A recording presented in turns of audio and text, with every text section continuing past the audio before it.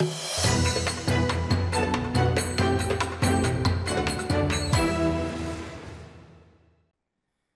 and welcome to Newshour. Tonight, we confront a troubling surge in violence that's breaching the school gates of Europe. Within the same day, two horrifying incidents have shaken the continent.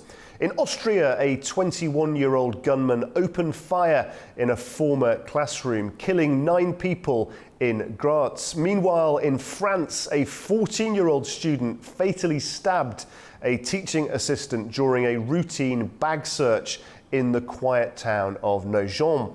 Both tragedies occurred on Monday, the 10th of June, just hours apart. But are they isolated horrors or signs of a wider problem making its way from the US into Europe's education system?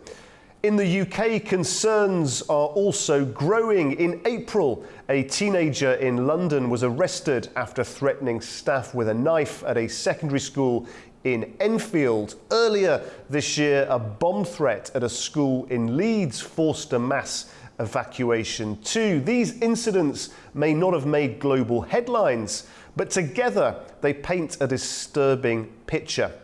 So is this a new pandemic of violence? What role does the media play in fueling it? And how can schools protect students from harm? Let's take a look at how things have evolved over the last 5 years.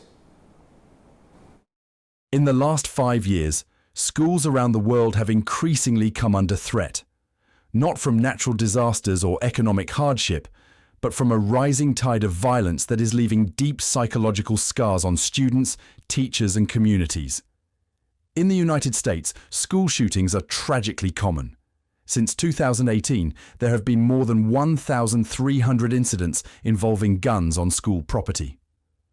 The massacre at Robb Elementary in Uvalde, Texas, in May 2022 was particularly harrowing. 19 children and 2 teachers killed in a small-town classroom. For many Americans, school shootings have become both expected and unpreventable. But this is no longer a uniquely American tragedy. In Serbia, a 13-year-old student carried out the country's first mass school shooting in modern history. 8 classmates and a security guard were killed in Belgrade, triggering a national reckoning over youth violence, gun access, and mental health. In Russia, gunmen have attacked schools in Kazan and Izhevsk, often inspired by online subcultures promoting extremism. In Finland and Sweden, knife attacks and foiled shooting plots have placed school safety on national agendas. Even the United Kingdom, historically spared the worst of these trends, has seen a shift. In 2022, an autistic teenager brought a blade to a school in Cumbria, attacking a fellow pupil.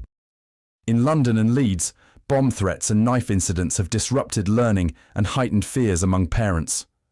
While the UK maintains strict gun laws, the rise of knife-related violence in and around school premises is drawing growing concern. Now, Austria and France have joined this list of nations on edge. On June 10th, a former student gunned down 9 people at a school in Graz before taking his own life. Hours earlier, in Nogent, France, a 14-year-old stabbed a teaching assistant to death in what officials called a premeditated act. Psychologists and educators warn of converging causes: isolation, media desensitization, untreated trauma, and easy access to weapons. From Texas to Belgrade, Graz to Enfield, the world's classrooms are facing a common threat. A threat that now demands a global response, not just in security, but in understanding the reasons behind the rage. Let's bring in our correspondent now who's been following this tragic event in France. Ross, what do we know about this incident and how have the French authorities responded? Well, Guy, on Thursday, all schools in France will be holding a minute's silence in memory of the 31-year-old teaching assistant who lost her life in a stabbing attack in a school in eastern France on Tuesday. She was welcoming pupils to the start of the school day when she was attacked by by a 14-year-old boy, dying of her injuries. He was arrested at the scene by police and is continuing to be questioned by law enforcement. In the 2-month period between mid-March and mid-May, some 6,000 bag checks were carried out at schools in France, leading to the seizure of 186 knives. And the French Prime Minister, François Bayrou, has said that this is a widespread scourge that must be dealt with, and he has suggested potentially installing airport-style scanners at the school gates to stop concealed weapons being brought into the classroom. The Education Minister, Elizabeth Bourne, has also suggested potentially screening excerpts of the British Netflix show Adolescence in classrooms. That show deals with masculinist and misogynistic content being posted online. And the French president certainly lays some of the blame for this at the hands of social media companies, and he wants to ban under 15s from being able to access social media sites. He has also said that no website should be selling knives to 15-year-olds, and the French government wants to restrict online sites from selling weapons to children. Ross, thank you very much indeed. Okay, joining me now to discuss this further is Alana Goff, former teaching assistant and campaigner in Biarritz, France. Alana, thank you very much indeed for joining us. You have quite an extraordinary story. Where did it all start? Okay, so it started off something like really simple to begin with, that my initial need for change was to change the role profile of a pupil support assistant. And the reason I wanted to change the role profile was because of the violence that I was seeing in school and the violence that came with the job. And that was not advertised at all. And not by advertising, it's going to be a violent position, you're not just going to accept it, but it would make you have an informed decision whether you want to work in that kind of industry. So after about maybe 18 months, I decided to contact the heads of education to say, I think the role profile should be changed to X, Y, and Z. And then it just kind of escalated because the local press picked it up, local Scottish TV news stations, one of the big stations in Britain, picked it up as well. And the reason I did that is because the violence that I was seeing every day by young children aged 6, 7 and 8, often violent incidents against me, my colleagues. The violent incidents range from throwing chairs, breaking up objects to try and stab you. So, for example, a coat hanger. I think it was my last week in the job, one of the children, who I adored, by the way, and I still do adore, and I'm hoping that their life is going to be made better in years to come. So there's that. But yeah, I think it was my second last day, and chased me around the classroom with a blunt object, threatening to stab me. I know a few weeks ago, a colleague from a different school was almost knocked unconscious with drumsticks, not chicken drumsticks, actual drumsticks from a drum. A kid managed to find them and start sort of raining blows. So it's anything that some children can get their hands on, will use it to commit violent attacks. Also, Guy, I just want to mention, the reason I think that it sort of came to such prominence is because I'd managed to do like a freedom of information request to ask how many violent incidents happened just in Fife. So Fife is quite a small region in Scotland, and there was almost 5,000 violent attacks on pupil support assistants and teachers perpetrated by young children. So there's 5,000. Now, that is captured by myself doing like an online forum, to say this is what's happened. So there's 5,000 last year. And Fife is not, it's not a big place. It's not Glasgow. It's not Edinburgh. It's not London. So it'd be really interesting to get the data from different places as well.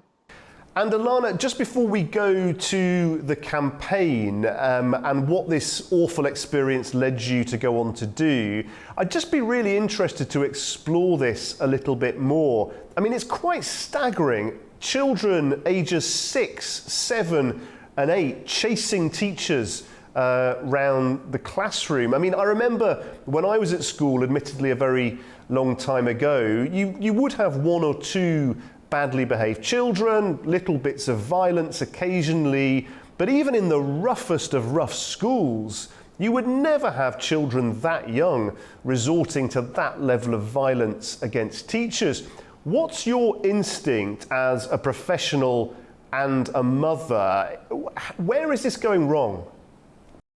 I think I could probably spend about 2 days talking about this, but just sort of briefly, I think if you go back 10 or 20 years ago, you had a PE teacher, a music teacher, a drama teacher. Now teachers are expected to do everything. And also combined with that, every single class, almost in every single school in the UK, has additional support needs. So your teacher is having to do everything. They're trying to obviously teach the children with these additional support needs. And then going back a couple of decades ago, there were special schools for children that could not be in mainstream settings. And these schools, I think, at the time were wonderful. And I think that is what I'm talking about Scotland. I think that's what Scotland needs more of. I know where I am in Fife, there's pupil support centres. There's only 6 of them in Fife, and the curriculum's different. The demand is not as much, as a mainstream demand. There's different subjects for the kids to do, and the violence is lower. So I think we need to go back to opening more of these schools and place the children that cannot be in mainstream schools, place them there at a very, very young age.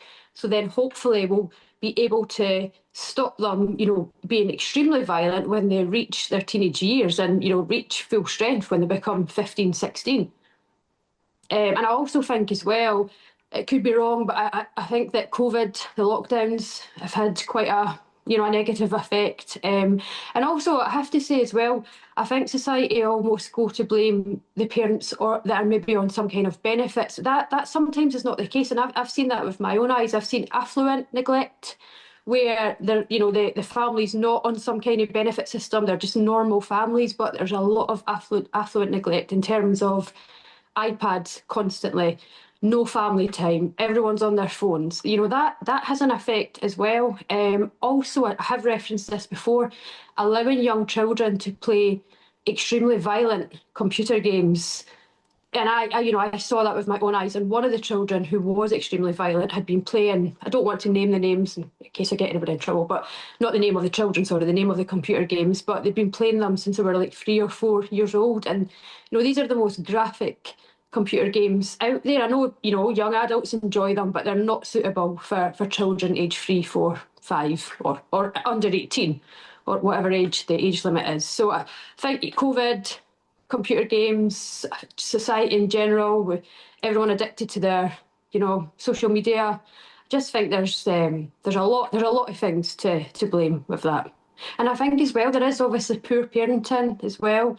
Maybe the parents that have been in that situation when they were younger, and it just goes round, in a sort of vicious circle, and they're not helping their kids. So I think there's so many aspects that can be blamed for this. But I know where I live as well, we're seeing a lot of shocking antisocial behaviour by young teens. Not all teenagers, there's some wonderful teenagers out there, but we're certainly seeing a rise in horrific assaults. In Fife, in Scotland, there was a young boy lost his life on a beach a few weeks ago. I think he was, targeted by another young person. So we are seeing a massive increase in antisocial behaviour and assaults as well. But I'm really passionate about the children that are doing that just now, age 7 and 8. Try and fix it just now before it gets worse. And a lot of people, Alana, who have been through an experience like you have would understandably not want to get involved any further. But you're actively, as you put it, trying to fix things, aren't you? Tell us about what you're pushing for, the campaign, the initiative, the change that you're hoping to achieve.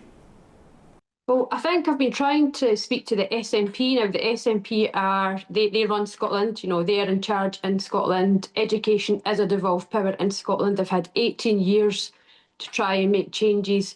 So my main gripe at the moment is with the SNP. The Scottish Education Minister just got back to me last week wanting to meet, so that's positive. But my main issue and campaign would be to open more of these pupil support centres to get the kids that do not cope in mainstream schools, remove them from there, place them in these centres that are more appropriate for their learning, and leave the teachers that are already really stressed out to get on with their job teaching.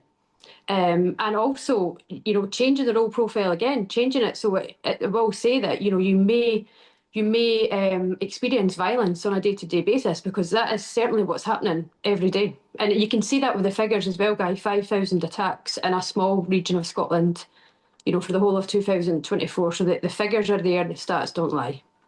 Yeah, I guess it's very interesting, isn't it, Alana? I guess that in order to do that, which you can clearly see how that would be a very helpful thing, the politicians would also need to publicly admit the scale of the problem, which is something that I guess many politicians really don't want to do. Well, that's the thing in Scotland. Whenever something's going wrong, it's blame Westminster.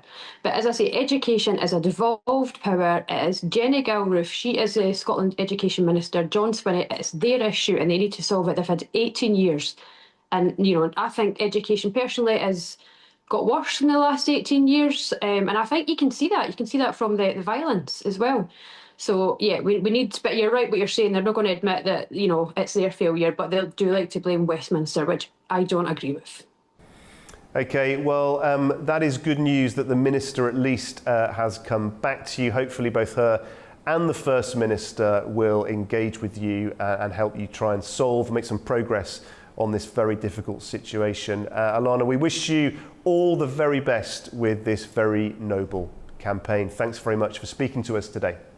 Well, as the sound of sirens replaces school bells in parts of Europe, the message is clear. Something must change. Whether the causes are psychological, cultural, or systemic, the safety of our children must rise above the noise. Well, that is all for this edition of Newshour from all of us here at A News. Thanks for being with us.